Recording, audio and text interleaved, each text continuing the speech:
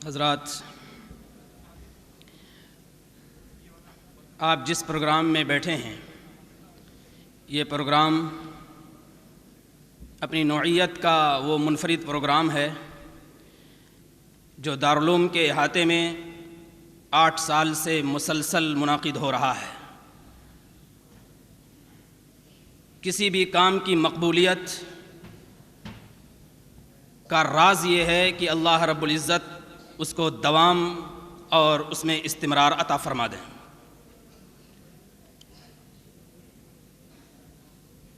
حافظ جمیل صاحب رحمۃ اللہ علیہ کی یادگار میں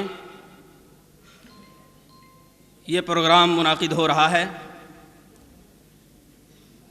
یادگار کے طور پر کسی چیز کو منعقد کرنا یہ کار ثواب بھی ہے اور صدقہ جاریہ بھی ہے۔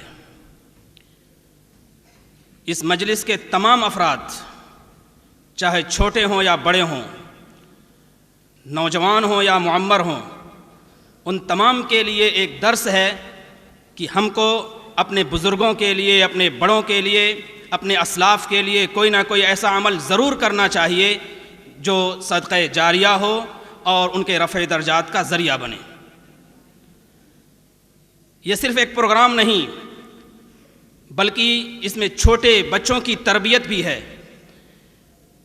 نوخیز لوگوں کو کے حوصلوں کو مہمیز لگانے کی صلاحیت بھی ہے، اور بڑوں کو ایک نئی نسل تیار کرنے کا بہترین موقع بھی ہے۔ اس سے بڑی بات یہ کہ ندوۃ العلماء کا مشن اور اس کا شعار جو قرآن کریم کی حفاظت اور اس کی صیانت سے متعلق ہے، اس کا احیاء بھی ہے۔ یاد آتا ہے ہمیں وہ جملہ مفکر اسلام کا جو انہوں نے پاجا سراغ زندگی میں رقم فرمایا ہے۔ ایک مرتبہ جناب محمد رسول اللہ صلی اللہ علیہ وسلم نے حضرت ابی بن کعب رضی اللہ تعالیٰ عنہ سے کہا کہ ابی، میرے مالک نے مجھے حکم دیا ہے کہ میں تمہاری زبان سے قرآن کریم پڑھوا کر سنوں۔ میرے خدا نے مجھے حکم دیا ہے کہ میں تمہاری آواز سے قرآن کریم کے کلمات کو سنوں۔ حضرت ابی بن کعب صحابی جلیل ہیں اور اس امت کے سب سے بڑے قاری اور حافظ ہیں۔ انہوں نے کہا کہ کیا میرے خدا نے میرا نام لیا؟ او سمانی ربی، کیا میرے خدا نے میرا نام لیا؟ چیخ نکل گئی ان کی اور خوشی سے بالکل جھوم اٹھے، اور انہوں نے کہا کہ قرآن کریم کی یہ دولت میری عزت اور میری سربلندی کا سب سے بڑا تاج ہے۔ اس کے بعد حضرت رحمۃ اللہ علیہ نے لکھا ہے کہ اگر اس دارالعلوم میں رہنے کے بعد کسی طالب علم کو کچھ نہ ملے، صرف قرآن کریم کے سمجھنے کا وہ اہل ہو جائے، قرآن کریم کے پڑھنے کی صلاحیت ہو جائے، اس کے تلاوت کی دولت نصیب ہو جائے، تو یاد رکھیے سب سے بڑا سرمایہ اور سب سے بڑی خوبی اسے حاصل ہو گئی۔ اس لحاظ سے آج کا یہ جلسہ کوئی عام جلسہ نہیں، کوئی عام پروگرام نہیں، کوئی عام تقریب نہیں، کوئی عام نشست نہیں، بلکہ اس کا ایک سرا اگر ہمارے ہاتھوں میں ہے تو دوسرا سرا بیت معمور اور خانہ کعبہ سے جڑا ہوا ہے، مکہ مدینہ کی سرزمین سے جڑا ہوا ہے، دیار مقدسہ سے جڑا ہوا ہے۔ لہٰذا آج کے جلسے میں بیٹھنے والے تمام افراد اس نیت کے ساتھ بیٹھیں کہ ہمارا ایک ایک پل کا اللہ رب العزت کے ہاں ہمیں اجر ملے گا اور ہمیں ثواب ملے گا۔ میرے بزرگوں، یہ جو پروگرام منعقد ہو رہا ہے حافظ جمیل صاحب کی یاد میں، یہ 8 سال سے مسلسل ہو رہا ہے۔ اس میں ابتدائی دور میں نصف قرآن اور مکمل قرآن کے مقابلے ہوئے، اور اس کی نوعیت یہ تھی کہ 15 پارے حفظ کا مقابلہ ہوا اور مکمل قرآن کا مقابلہ ہوا۔ لیکن ادھر 2 سالوں سے حسن قرأت کا بھی ایک اضافہ کیا گیا، اور اس کے ذریعے طلباء نے ترتیلاً قرآن کریم کو حسن صوت کے ساتھ پڑھ کر اس بات کا ثبوت دیا کہ اللہ رب العزت کا جو حکم ہے وَرَتِّلِ الْقُرْآنَ تَرْتِیلًا، اس کے ہم سچے اور پکے نمائندے ہیں۔ اس طرح سے یہ پروگرام براہ راست قرآن کریم کے پیغام کا حامل اور اس کے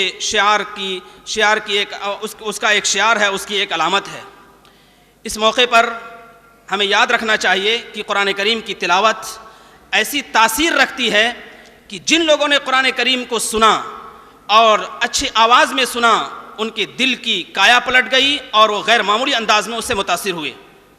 بہت کم لوگوں کو اس کا احساس ہوگا اور بہت کم لوگوں کو اس کا علم ہوگا کہ صحابہ کرام کی ایک بڑی تعداد وہ ہے جو قرآن کریم کو سن کر مسلمان ہوئی ہے۔ قرآن کریم ایک ایسی نعمت ہے، ایک ایسی دولت ہے۔ حضرت محتم صاحب تشریف لا رہے ہیں،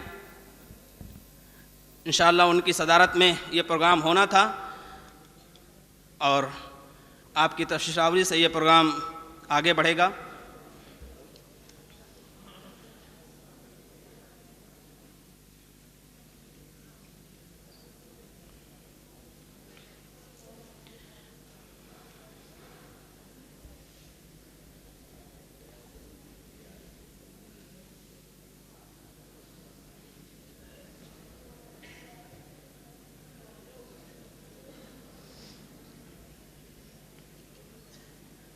حضرت والا کی صدارت میں یہ پروگرام اختتام کو پہنچے گا۔ اس کی ترتیب یہ ہے کہ پروگرام کے کنوینر قاری خورشید عالم صاحب خطبہ استقبالیہ پیش فرمائیں گے، پھر اس کے بعد جن طلباء نے اچھا مظاہرہ کیا ہے ان کو بطور نمونہ کے پیش کیا جائے گا، اور پھر اس کے بعد حضرت صدر محترم کا خطاب ہوگا اور پھر دعا ہوگی۔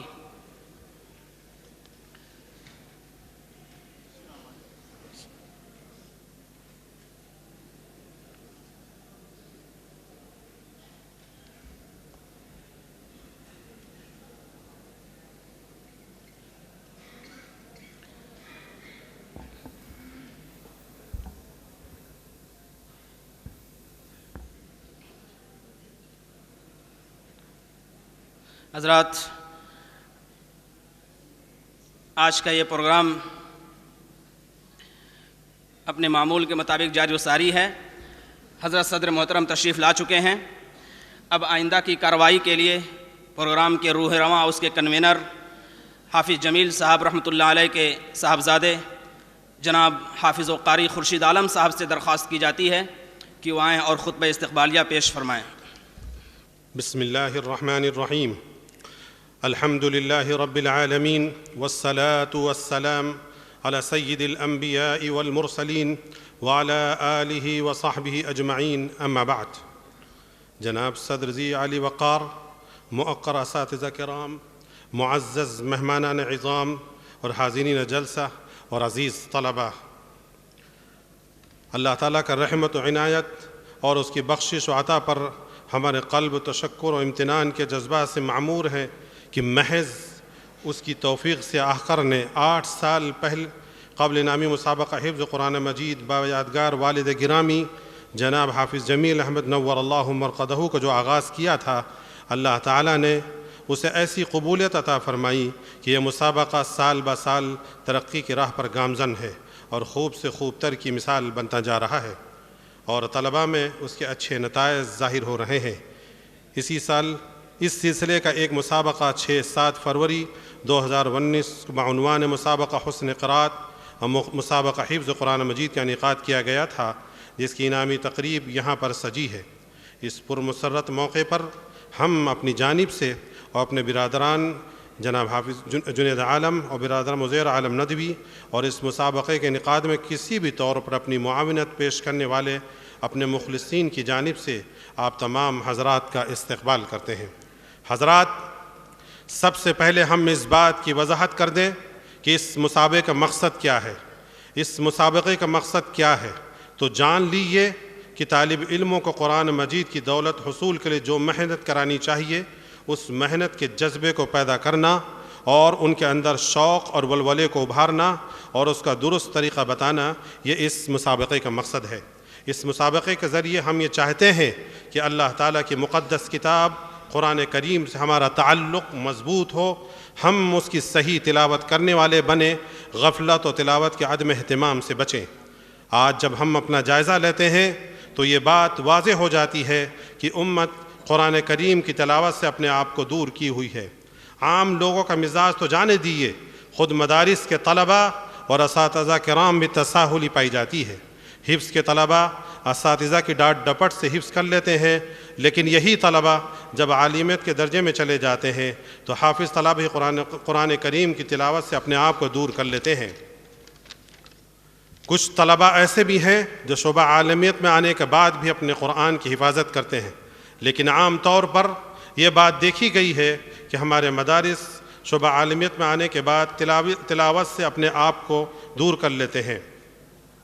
یہاں پر کسی کی تحقیر یا تذلیل مقصود نہیں ہے، بلکہ ایک حقیقت اظہار ہے، جو معذرت کے ساتھ عرض ہے کہ بہت سے اساتذہ کرام اور جو شعبہ عالمیت میں پڑھاتے ہیں انہیں اپنے درسی کتابوں میں انہماک کی وجہ سے تلاوت قرآن کا وقت نہیں مل پاتا، جو بہرحال محرومی کی بات ہے۔ لہذا مسابقہ قرآن مجید کے ذریعے ہم طلباء کو قرآن سے جوڑنا چاہتے ہیں کہ قرآن اس بارے میں کیا کہتا ہے۔